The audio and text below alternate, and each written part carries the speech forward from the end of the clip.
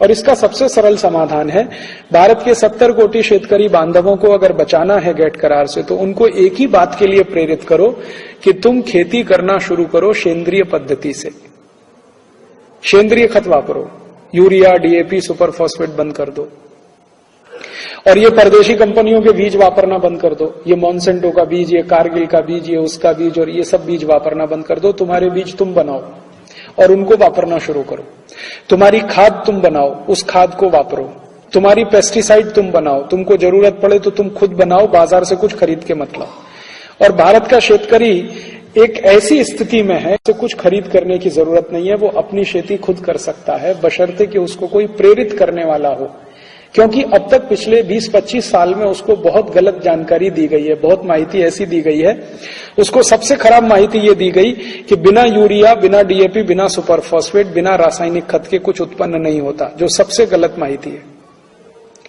उत्पन्न होने में यूरिया, डीएपी, सुपर फॉस्फेट का कोई हिस्सा नहीं होता, कोई योगदान नहीं होता। मैं आपको इसका सबसे बड़ा फ्रॉड बताता हूं, ये यूरिया, डीएपी, सुपर फॉस्फेट का कितना बड़ा फ्रॉड है। और यहां कोई एग्रीकल्चरल साइंटिस्ट होगा तो वो तुरंत समझ जाएगा। फ्रॉड ये है कि यूरिया, डीएपी, सुपर फॉस्फेट जितना भी डाला जाता है, उसका 1% भी काम में नहीं आता।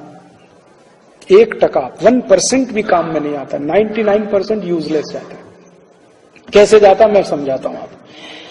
जब भी हम बीज डालते हैं खेत में, तो बीज में अंकुरण होता है। अंकुरण धीरे धीरे पौधा बनता है, पौधा बड़ा होता है, बड़ा होता है, बड़ा होता है। आप अगर ध्यान से इस विषय को देखें और समझें, तो होता यह है कि पौधा जब अंकुरित होता है, और अंकुरित होने से 20-25 दिन के अंदर उसकी कैनोपी आ जाती है। कैनोपी मीन्स उसके पत्ते आ जाते हैं। अब जैसे ये पत्ते आ जाते हैं, तो पौधा जमीन से भोजन लेना बंद कर देता है। तो सारा भोजन लेता है सूर्य के प्रकाश से, सारा का सारा भोजन सूर्य के प्रकाश से लेता है, जिसको हम सब लोग फोटोसिंथेसिस और जो भी कहना चाहें कहिए। तो उसकी जब कैनोपी आ गई, पत्ते आ गए, तो भोजन लेने का काम तो सूर्य से कर रहा है, तो जमीन से भोजन लेना तो बंद कर दिया। और यूरिया, डीएपी आप जमीन में डाल रहे हो, वो कुछ ले ही नहीं रहा, फालतू में डाल रहे हो। टोटल बोगस है, फ्रॉड है।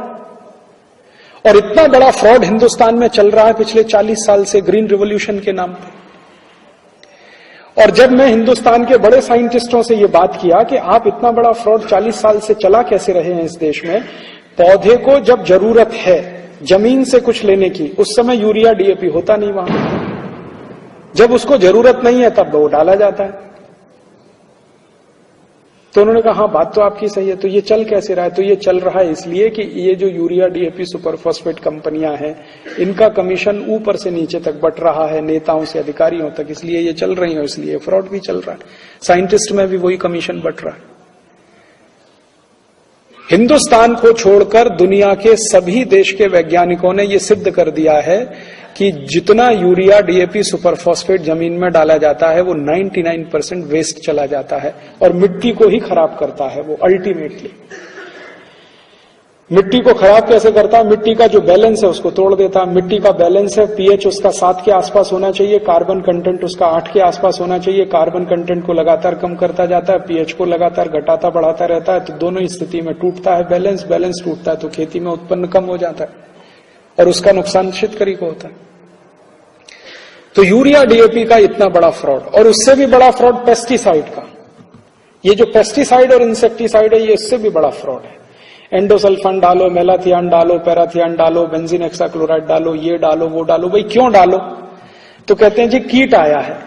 अच्छा कीट आया है तो ठीक है, किसी ने उसको बुलाया है तब आया, ऐसी तो नहीं आया। कीट आया है आपकी फसल पे, आपकी फसल को चौपट कर रहा है, तो किसी ने उसको बुलाया, या तो उसके लिए कंडीशन तैयार की है तो वो आया, अदरवाइज कैसे आता? आपके शरीर में कोई वायरस या विषाणु कैसे घुस जाता है? अनुकूल कंडीशन है तो घुस जाता है, अगर प्रतिकूल कंडीशन है घुस के दिखा दे कोई वायरस आपके शरीर में। इसको ऐसे समझने की कोशिश करिए, कोई एक डॉक्टर है, सवेरे से शाम तक 50 मरीजों के पास बैठता है, उनके श्वास से निकली हुई दुर्गंध को भी सूंघता है, लेकिन हर डॉक्टर को तो ट्यूबरकुलोसिस नहीं हो जाता। होता है क्या?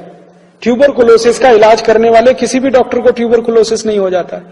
क्यों? उसका अपना इंटरनल बॉडी रेजिस्टेंस या इंटरनल सिस्टम ऐसा है जो आसानी से बाहर के वायरस, बैक्टीरिया से लड़ सकता है।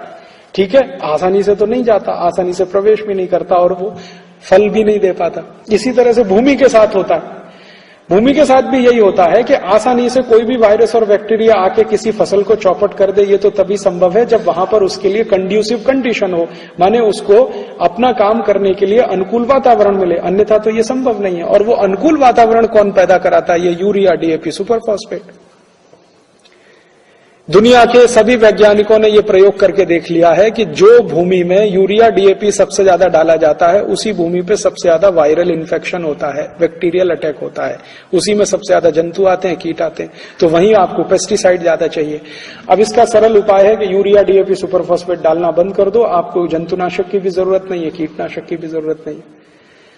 तो गेट करार से भारत के शेतकरी बांधवों को बचाने का अब सबसे सरल रास्ता है ऑर्गेनिक फार्मिंग, प्राकृतिक खेती, नैसर्गिक खेती। उसको जो भी नाम देना है नाम दे दीजिए, उससे कोई महत्व नहीं है, उसमें विवाद भी करने की जरूरत नहीं है। बिना रसायन की खेती, माने urea, DAP, super phosphate, endosulfan, malathion, parathion के बिना खेती करना इस देश का किसान जब शुरू कर देगा तो गेट करार की एक भी शर्त उसके ऊपर लागू नहीं होती। गेट करार में से ये रास्ता निकलता है। अर्थात हम हिंदुस्तान के लोग आप सबके साथ मिलकर अगर एक अभियान पूरे देश में चलाएं, शेतकरी बांधवों के लिए नैसर्गिक खेती करो, ऑर्गेनिक फार्मिंग करो, प्राकृतिक खेती करो, सेंद्रीय खेती करो, ये ज्यादा से ज्यादा अभियान चलाया जाए तो गेट करार से आप 70 कोटि शेतकरी को बचा लेंगे और हिंदुस्तान को भी बचा लेंगे। क्योंकि हिंदुस्तान की माटी में ये तासीर है कि हम सेंद्रीय खेती कर सकते हैं, यूरोपियन लोग नहीं कर सकते, क्योंकि यूरोप की माटी वैसी नहीं है सेंद्रीय खेती करने लायक। सेंद्रीय खेती होने के लिए माटी की सबसे बड़ी विशेषता उसको सॉफ्ट होना चाहिए। यूरोप की माटी बहुत कड़क है, भारत की माटी बहुत सॉफ्ट है। भारत में संभव है, यूरोप में संभव नहीं है, इसलिए ये हमारे यहां संभव है। और सेंद्रीय खेती उसी देश में संभव है जहां सूर्य का प्रकाश बराबर मिलता रहे। यूरोप को 8 महीने सूर्य का प्रकाश नहीं मिलता, हमको 12 महीने सूर्य का प्रकाश मिलता है। 24 घंटे चाहे तो सूर्य के प्रकाश का हम उपयोग कर सकते हैं। 12 घंटे तो सीधे कर सकते हैं, 12 घंटे परोक्ष रूप से कर सकते हैं।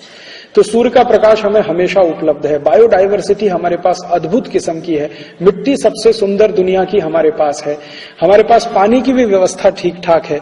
बस हमारे शेतकरी बांधव का मानस बदलने की जरूरत है, मन बदलने की जरूरत है, और वो सेंद्रीय खेती की तरफ आ जाए, ऑर्गेनिक फार्मिंग की तरफ आ जाए तो गेट करार से बचने का रास्ता है।